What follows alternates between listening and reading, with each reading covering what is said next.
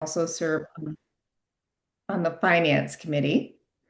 And before I entered the Senate, I was on the Burlington School Board for 8 years, and I was also a high school teacher for plus or minus 30 years.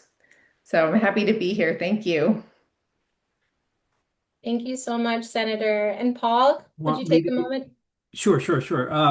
And my internet seems slightly unstable, so if you lose me, you don't need me for this. The Senator Gulick is well prepared to address any of this topic. But I'll just say I'm Paul Burns. I'm the executive director of VPIRG. I've been with VPIRG for a little, well, almost 26 years, and I love it and love the work that we do. And so let's just get into some of that work. Should we send it back to Senator Gulick? Sure, I'm happy to tell you about my journey with the paraquat bill and eventual ban. So I would just say that when those of us who are in the legislature, we have bill ideas come to us from many different spaces. Sometimes an idea for a bill comes from an advocacy group or a nonprofit. Sometimes it's from a constituent. And other times it's just a real personal story. And the paraquat bill is a very personal story for me. A few years back, my aunt was diagnosed with Parkinson's disease, and I've watched her lose her mobility over the years and really her energy level change, and I would say even some cognitive changes that have been really hard to watch and very disturbing. So last summer, it was not a campaign year, so I had time on my hands and I was able to do a deep dive into what causes Parkinson's disease. I was very curious as to what the genesis of this disease is. And so I started doing some research. And as I've said before, the word paraquat kept jumping out at me from just about every source I looked at. Paraquat, as many of you know, is an herbicide. It's highly toxic. There's an expression that goes with it. One sip can kill you. And what I learned that really shocked me was that it was already banned in so many countries. I think it's up to 74 now, either have bans or phase outs or some kind of withdrawal from the market. And those include the three countries that manufacture it: China, Great Britain, and Switzerland. In fact, the whole EU bans paraquat as well as some South American countries like Brazil, and then some African countries, Senegal, for example, but also Vietnam and Malaysia. So it's just, clearly around the globe, people are taking notice of this substance. So when I found out that we still allowed it in the United States, I immediately called our legislative counsel, who helped me draft a bill. It was a pretty quick turnaround.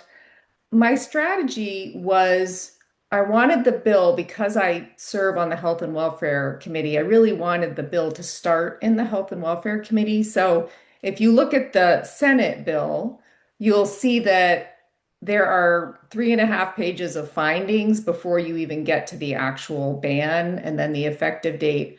Because I kind of wanted to try to get it to go to Health and Welfare. It did not. It went to Senate Agriculture, and I knew that it would be an uphill battle going from the Ag Committee. But it did start in the House. So eventually, the House bill actually was the one that made it all the way through. I was able to go and speak to the House Agriculture Committee about my personal experience. And then when the bill eventually, after quite a few weeks, made it to the Senate, I was able to work with my colleagues on that committee to just make sure that it kept moving, that we kept getting testimony, that we kept hearing both sides of the story, because paraquat is used in Vermont. It's not used in high quantities, but it is used specifically on apple products. So I wanted to make sure that we kept the conversation going. And I know that the Agriculture Committee they don't want to harm farmers, right? They are very much into the right to farm. So they wanted to look at a way that they might be able to get to a ban without hurting the industry, which I completely understand. But as I was going through this process, I was thinking about the PFAS ban that we had done a few years ago in the Health and Welfare Committee. We eliminated PFAS from protective clothing, and it was really the firefighters who wanted that ban because they were seeing higher rates of cancer in the population of firefighters. So, for me, I kept coming back to yes, we want to protect the industry, but we also want to protect farmers. They are being exposed to this chemical, and it is really critical that we think deeply and that we act on a ban. So, Paul might want to talk about this as well, but after a lot of back and forth, eventually we got to a place where we felt that we could get to a ban. It's not going to happen right away, but by December 31st of 2030, there should be a complete ban on paraquat in the state of Vermont. And in the meantime, berry growers and apple growers will work to phase it out of their use.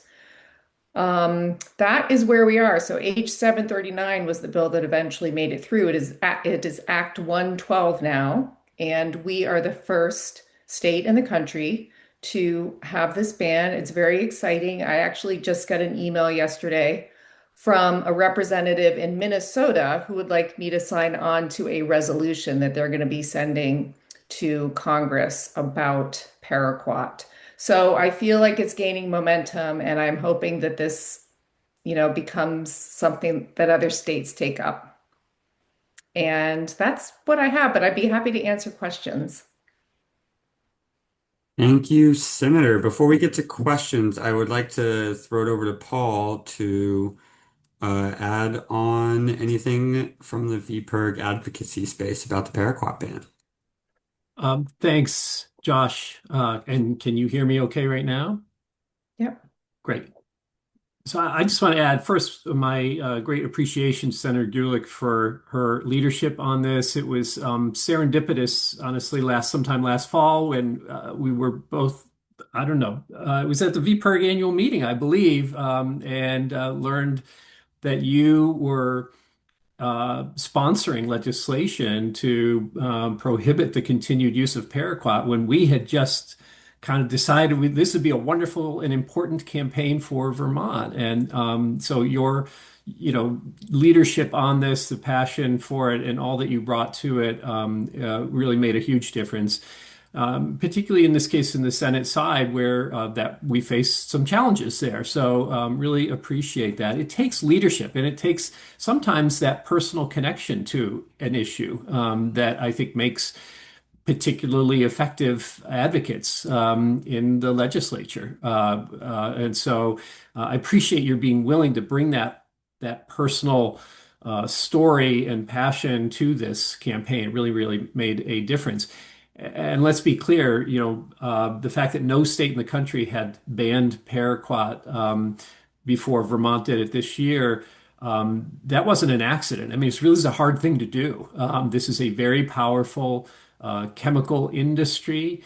Pesticide manufacturers, very powerful, and they're powerful even in a small state like Vermont because agriculture is very, very important here, and it's difficult to take on that industry. And certainly, it's impossible if the agricultural community, the farming community, is totally against what you're trying to do. And that's why it's important for us to make sure to cast this campaign as being protective of farmers and farmers' families and those who live and go to school near farms. I mean, these are the individuals who are most at risk of harm, whether that be Parkinson's over the long term or we should note that this paraquat is so toxic. It's just one of the most toxic pesticides that you could imagine using if you were to drink a teaspoon of paraquat, you would die, and there is no antidote for that.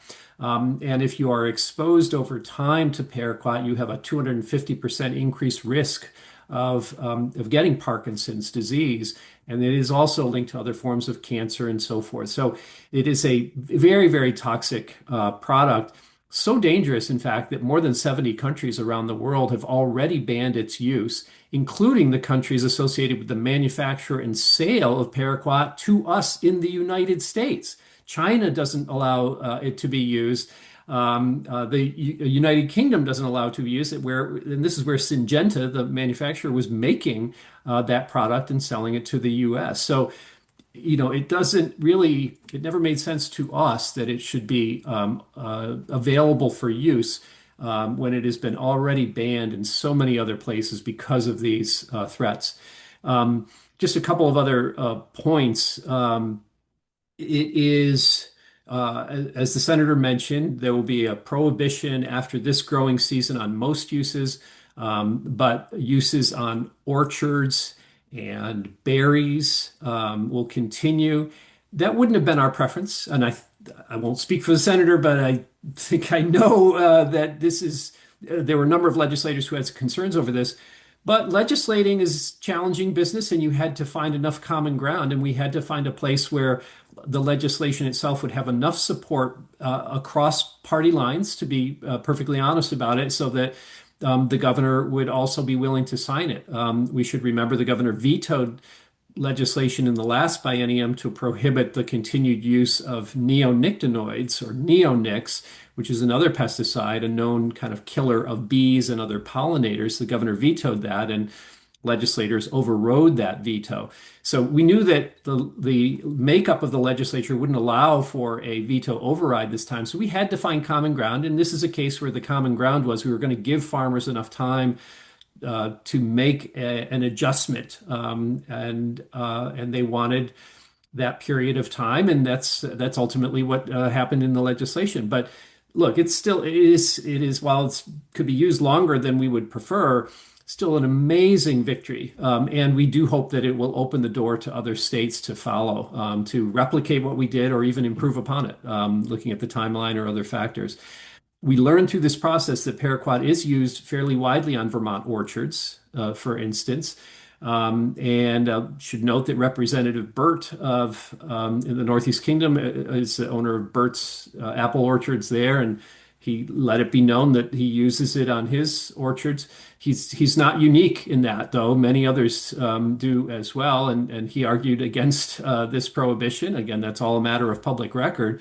But that's part of what we had to overcome, is that there were legislators even on the Ag Committee in the House, and he came over and testified in the Senate, saying basically you shouldn't do this.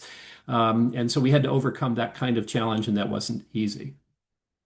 So, just some of the ideas here. The last thing I've mentioned outside of this particular bill is that some of you may have seen that the Supreme Court issued a decision last week on pesticides that was a big benefit to the manufacturers of glyphosate or Roundup. That's Bayer and Monsanto. And it said that individuals who are harmed, most often getting cancer because they believe they were exposed to this product. A number of them had already won multi-million-dollar lawsuits. There were hundreds of other lawsuits in the pipeline, and the Supreme Court said that you cannot proceed with any lawsuit that depends on this idea that the company had failed to warn people about the danger of that product by not putting it on the label. And so they are now protected from legal liability in hundreds and hundreds of cases, probably hundreds of millions of dollars of liability now that they are exempted from, protected against, because of that Supreme Court decision that was backed by the Trump administration, too. The only good news for us is that has nothing to do with Vermont's legislation to prohibit the use of paraquat. Indeed, Vermont or any other state could still prohibit the use of paraquat, or potentially looking at glyphosate or other dangerous pesticides in the future. There's nothing in that court decision that would prevent that. But let me tell you, it's not easy. And so that's why we are the first, and for the moment at least, the only state to have this legislation on paraquat. I'll stop there. And I see we've got some other questions that we'll try to respond to in the chat. But if there are any others that you'd like to take now. Josh, or whoever steers the ship at this point, back to you. Sweet. Thank you. Yeah, I will maybe present the questions to you, Senator and Paul, and between the two of you, you can discuss or decide who should respond. But the first one is, does this bill or law now address all of the product that has already been produced? And maybe if not, uh, what is sort of that cleanup process look like in legislative or advocacy conversations right now? Paul, I can let you handle that, but I Okay. think what I understand this question to be asking is, are we going to allow like the sell-off of product that we currently have? But Paul, go ahead and take. Yeah, I think you're exactly right, Senator, and this is not all that uncommon whenever the state decides to prohibit the use of a certain chemical in a product. It often takes effect after some period of time, so that retailers, for instance, are not left with this product that they can't get rid of, and so forth. Again, from a public health standpoint, you'd like to say, no, we're just not going to allow it as of tomorrow. But that's a very, very difficult thing to get done. So in this case, only, and I don't know if we've said this, but only certified applicators can ever use this product. It's already, and that's a federal limitation on who can use. You can't go to Home Depot or Lowe's or any place else as just a regular person and buy paraquat. It's already restricted use in that way. And those who already have it can legally use it until these deadlines come. So for many uses, that'll be at the end of this year. And for the apples and berries, that will be the end of 2030. After that, even if you have it, you can't use it. It'll be a hazardous waste product that you have to figure out how to get rid of. And the stores similarly can sell it only up until that deadline, knowing that they should not acquire more product than they think they can sell in that period of time. And so that'll be the restriction there. Senator, anything to add before the next question? No, but I did just want to take a moment to give a shout out to Representative Esme Cole, who was the sponsor on the House side. This is a group effort, and she did humans work as well. Absolutely. Here, here. Very true. Much praise to Representative Cole. Thank her so much. All right, another question. I think, Paul, you already addressed the can Home Depot sell it? What do conversations look like there? But I think a question I'm intrigued about is where would you find paraquat on the apple or berry that it's being used to treat the peel inside the fruit? Yeah, throwing it over to you two again. Senator, do you want to take that, or would you like me to? I would love you to take it. I think I know the answer, but I'm going to let you answer. Well, we heard a lot about this, and because and I was just thought it was unfortunate your committee didn't get a chance to take this up first, but it spent most of the time in the two agricultural committees in the House and the Senate, and so we did learn about this, and most of the use of this product, nearly all of it when we're talking about apple orchards or berry fields, takes place well before there is fruit on the tree or the bush or the product, or the growing plant. And so it should not be so much a problem that there's paraquat on or in the apple or the strawberry. It's really more a problem of when it is applied, it can vaporize, and you don't even need stiff breezes or winds, which of course you shouldn't use it then either. But just it's a chemical that is known to volatilize, and the Environmental Protection Agency says that it can move up to nearly 3 miles away. Again, this is just on a normal day of application there. So it doesn't stay within the short confines of where it is actually applied. That's the greater danger is really for people in that vicinity. If it were used closer to time of where there's actually fruit, that would be a problem, but that is not the way any of the growers talked about using it in Vermont. It's not what would be recommended, and so we don't really have reason to believe so much that it is on the fruit. However, there are a lot of apple orchards and strawberry fields and other berry fields that are, you can go and pick yourself. I still think it's not a bad idea for consumers, visitors to those places to inquire and still urge the owner of that farm or orchard to make a plan to avoid the use of this very dangerous product even before the deadline kicks in. Because they know now, as a matter of state policy, that we're going to have to stop using it. They will have to stop using it soon. So I think a little encouragement from folks, even though we don't believe the paraquat is in that product, in that food, fruit. It's still a good idea to avoid using it.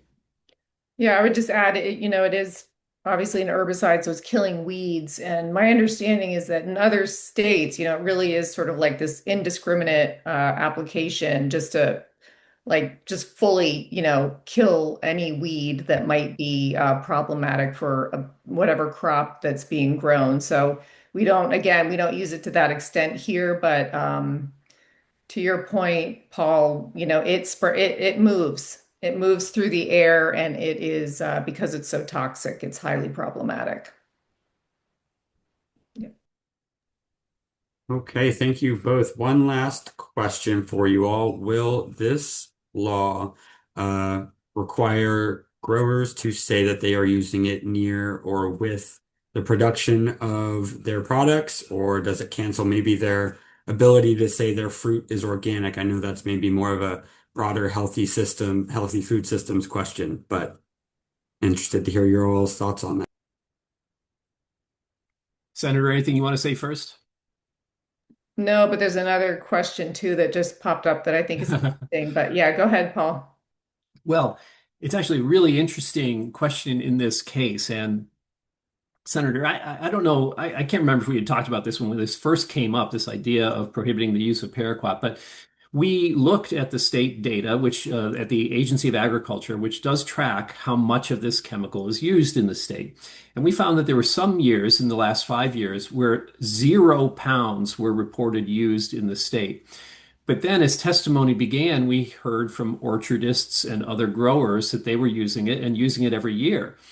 And it became clear that there was a loophole in the reporting law, now closed, thanks to this new law, that it said that you don't have to report if you're using it on your own property as a farmer or as a certified applicator. And we don't know how much is being used or where it is being used or on what farms it is being used. But because of the testimony, we are now led to believe that many, many orchards in the state use this. They shouldn't use it, of course, if they claim to be organic. This would definitely not be kosher. Would not be allowed. You can't say you're organic if you're using paraquat of all things. Although there are orchards and probably other farming operations that characterize themselves as very green and eco-friendly and looking out for public health and still use paraquat. Champlain Orchards is an example, and the owner there testified in I think both the House and the Senate.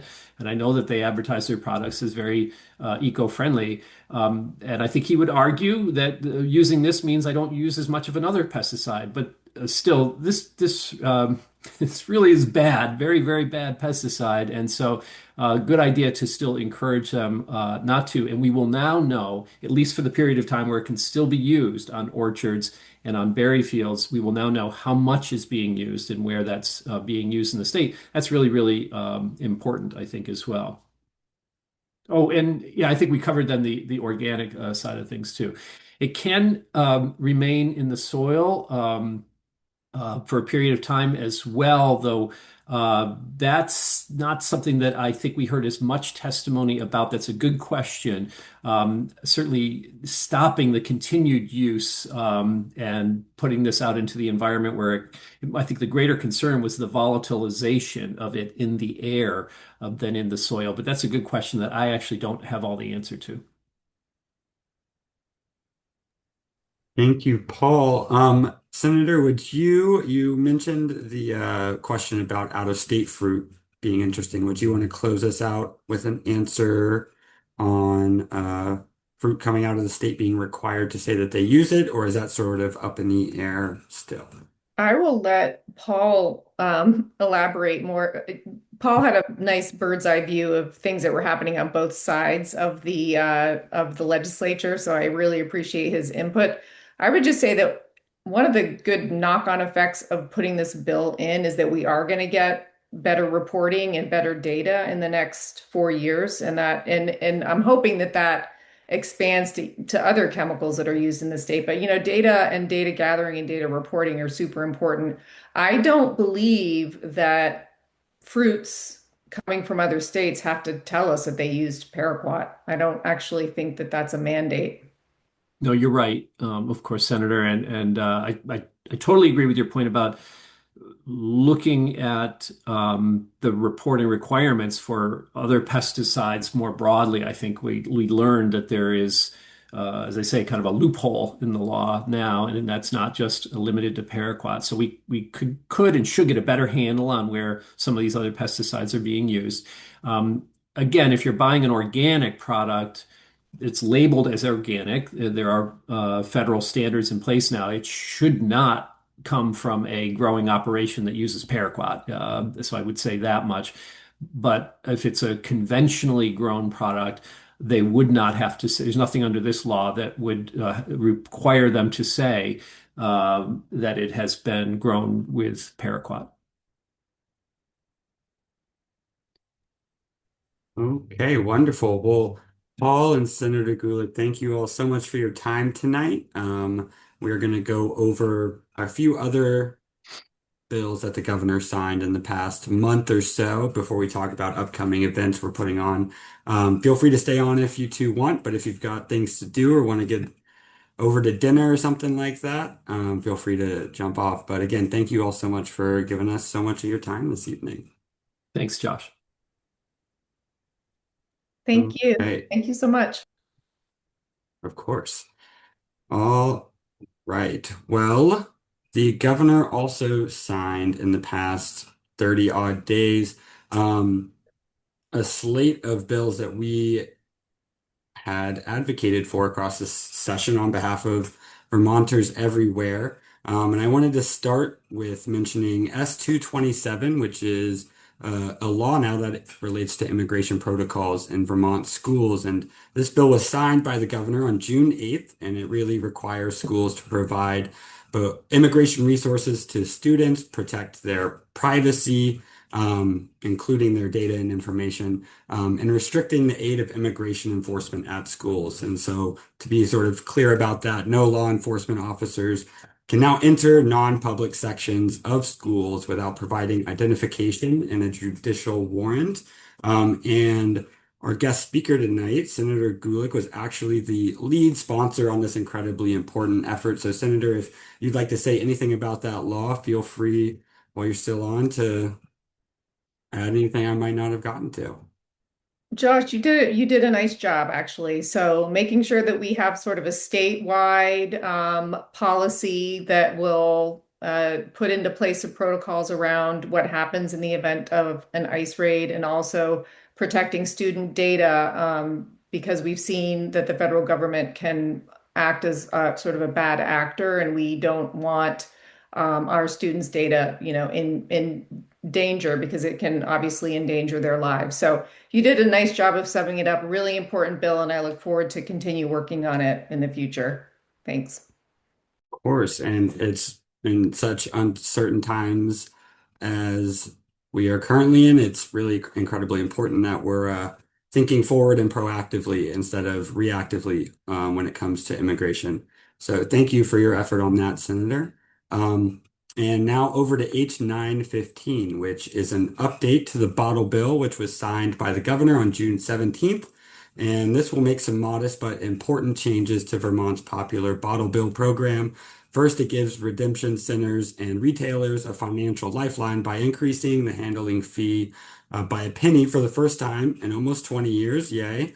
And it also gives consumers improved opportunities for convenient redemption while reducing the burden on small retailers. And Paul, I know you have worked diligently over the years to continue to improve the bottle bill. Is there anything you would like to add on the work we did for the bottle bill this session?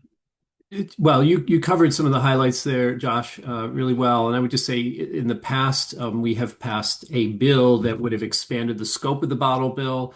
We have looked also at increasing the deposit from a nickel, which it has been since 1972.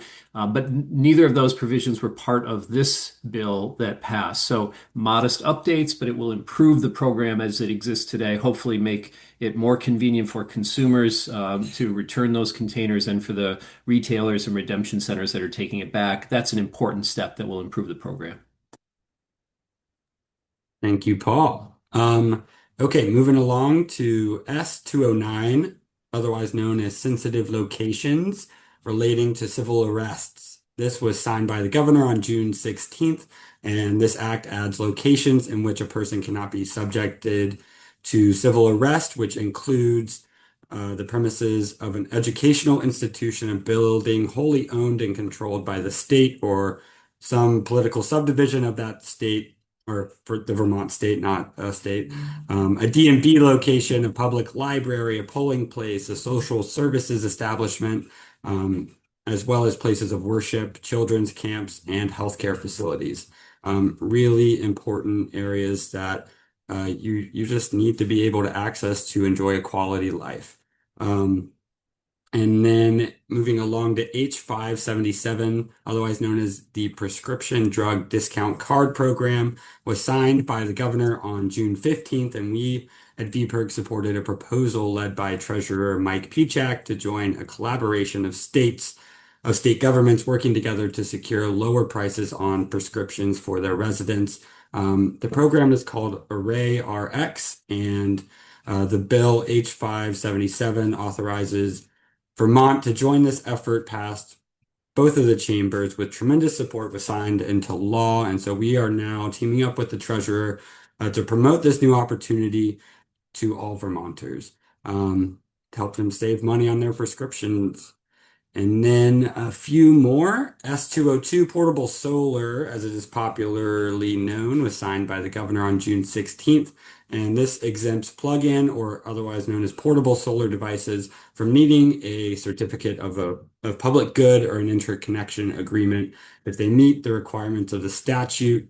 So really small scale solar, cutting the red tape required to get those into the hands of renters, and other folks who might have trouble accessing large-scale solar institutions.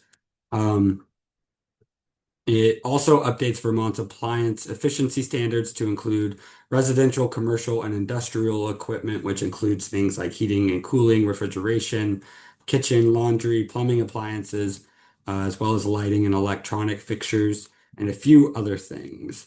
And then H686, which updates Vermont's lobbying disclosures, was signed by the governor on June 17th. This act changes the period in which lobbying advertisements must be identified and reported from just during the legislative session to now all 365 days of the year. It also requires the reports submitted for lobbying advertisements now describe the certain aspects of the advertisement or campaign that they are trying to influence, and the stance or intent that maybe that opinion proposes of that lobbying advertisement. And then finally, H211, which is a law relating to data broker regulations, was signed by the governor on June 16th. And this law would increase the registration fees for data brokers, which makes it easier for the state to hold these brokers accountable when they fail to register with the state or provide incorrect information when registering.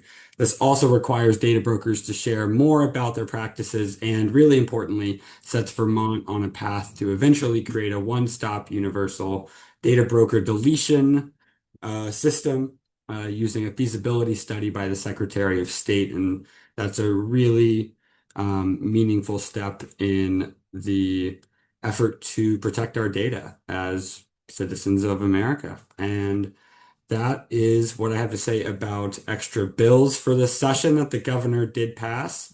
And I just want to recap with all of the events we helped either co-host or put on as an organization in the past month, starting with a Democratic primary lieutenant governors candidate forum that we hosted in Putney with a host of other nonprofit advocacy organizations focused on things like healthcare, climate, democracy, childcare, um, and, and a slate of other issues as well.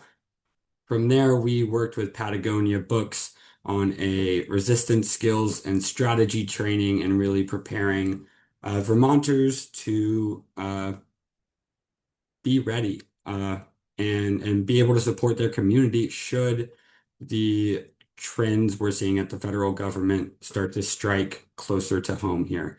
And then on the 15th, we hosted a Democratic primary gubernatorial forum in Rutland.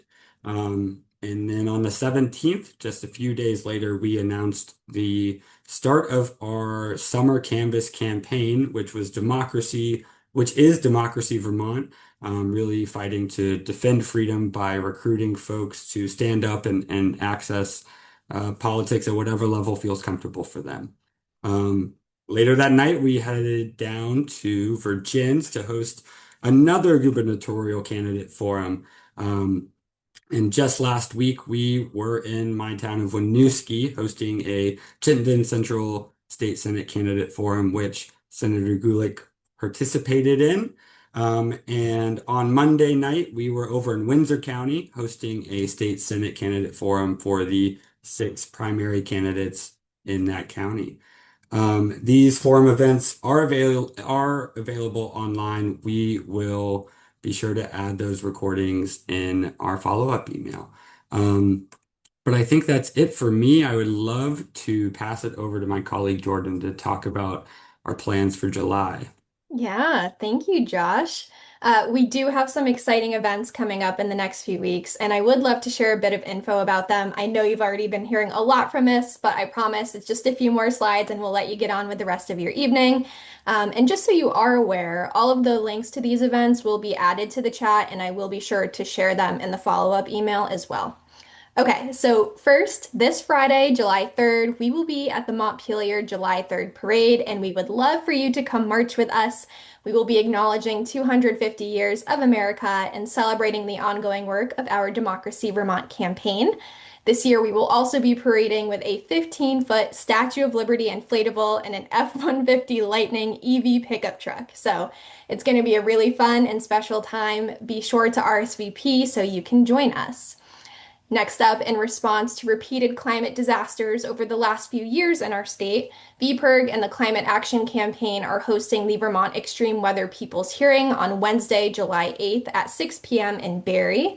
U.S. Senator Peter Welch and U.S. Representative Becca Balint, along with other community leaders and elected officials, will be in attendance. This event will bring together people in Vermont to share firsthand impacts of how increasingly severe floods, heat waves, and other extreme weather events are impacting their lives and communities. And on top of it all, there will be free food, so you definitely don't want to miss out on this one. All right, 6 years after the passing of Congressman John Lewis, we are organizing an event to carry the torch, continue the legacy, and pass it forward to future generations. So please join VPIRG, Indivisible Callus, Montpelier Indivisible, Bristol Indivisible, Indivisible Mad River Valley, Lean Left, League of Women Voters, Reverend Corellis Bryant, and others at Camp Meets Concert on the Green on Sunday, July 19th from 5 to 8 p.m. The Reverend will offer some moving words during intermission, and you can find all of our partner organizations tabling throughout the night. You can register to vote, write a postcard, join a mailing list, learn how to canvass this election season, and a whole lot more. And then finally, I would like to announce VPIRG's new summer social series where you can grab a drink with staff, leaders, and activists, learn about our recent work in the State House, the courthouse, and the streets, and find out how you can get more involved this election season. So we've got 4 events on tap so far, and we hope to see you at one of them for some free light bites, a cash bar, some quality mixing and mingling. It's going to be a great time. And as you can see here on the slide, we will be in Montpelier on Thursday, July 9th, St. Albans on Thursday, July 30th, Burlington on Thursday, August 6th, and St. Johnsbury on Wednesday, August 19th. So again, all of the links to these events can be found in the chat, and I will be following up with them via email as well. I know I just threw so much information at you, and I just have one more slide. It's an important one because we need to lift up the fact that it is an election year.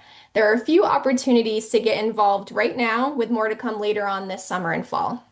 So first, as you've heard, we have been holding candidate forums all around the state for the Democratic primary candidates running for governor, lieutenant governor, and state senate. So please keep an eye out for those recordings in the follow-up email that you'll be receiving. Second, the primary election is happening on Tuesday, August 11th. Mail-in ballots are already available. Please make a plan to get out and vote on or before August 11th if you haven't already.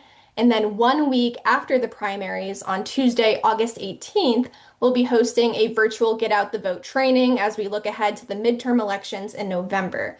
So we will be offering a canvassing 101 to make sure that you're equipped with all of the tools and resources that you need to help get out the vote. So please stay tuned. We'll be doing quite a lot on this front in the coming weeks and months, and I can't wait for you to all get involved. And I know that's a lot, so we're going to wrap it up there for right now. I think that's plenty for this month's call. I'd like to give another huge shout out to Senator Gulick and Paul Burns for serving as our special guests this evening, and to Liz and Josh for being just all around awesome colleagues. Please keep an eye out for the recording and the list of links and resources that we've promised you, as well as an invite to next month's action call. So, with that, I just want to say thank you so much for joining us tonight, and I hope you have a wonderful rest of your evening. Take care. Thanks.